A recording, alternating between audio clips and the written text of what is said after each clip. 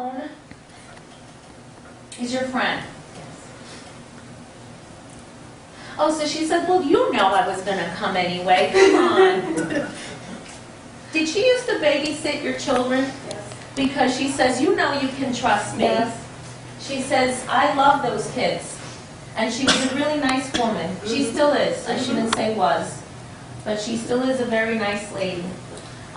She looks after your kids. This doesn't matter because she drops in on you every so often. And a light in your house went out or broke. Recently, Where? in the kitchen. She did it. It's weird because it just went. Yep. And I have to say that that is another thing that happens when spirit energy comes into your home or any, I know people are disbelievers in here about that, but I'll tell you, there's nothing not to Very believe. odd, very loud. Very odd. It's happened to me, it's happened to folks in my family, and I've known that spirit energy has been with them. And the way that that began, as a side story, and I want to educate people on this, is I was on the phone with my mom. My mom was feeling very down over some circumstances some years back, and I said, well, Grandpa's with you today.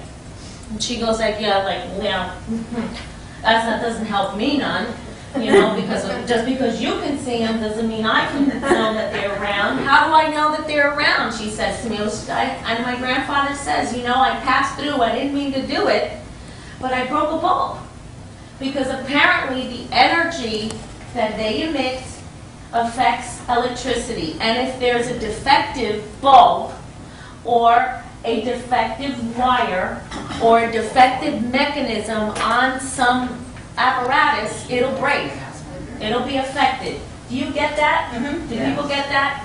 Okay. So apparently that bulb had a defect in it and she broke it. So she says, that's why she says, tell her the light went out when I was in the kitchen. All right, so you get it. All right.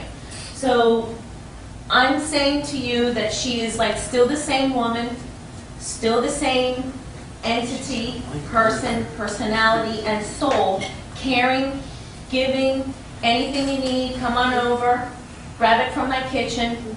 Grab it from my cupboards, grab it from my refrigerator. That's how she was. And you were the same way with her, apparently. She's gonna keep an eye on your kids. Thank you. All right, so that's her main objective for coming here, and let her family know that she's in a better place. All right, did she pass in a hospital? There's an issue here with the family and the hospital. And not to say that there's a problem, but she wanted to go home and she couldn't go home. And the family feels terrible that they couldn't take her home now that she's gone. Do you understand that? And what I see here is that please let her know that it's okay. That I never made it home and that's okay. I was still cared for. I just wanted to die in familiar surroundings. Thank you. So this is the thing that she wants to bring home with her family, is the fact that they have regrets about that they have pangs of, momentary guilt that hits them. Oh my God, she was going to die anyway, and why didn't we take her home? And that goes in their heads, round and round. And she says, forget about it. I just want to let them know I'm okay, and I'm okay with their decision to keep me in the hospital. Because I was getting better care at the hospital. End of story. Even though she wanted to go home. So that's her thing. So please share that with her family. Who is the L letter for you? Well, I'm Liz.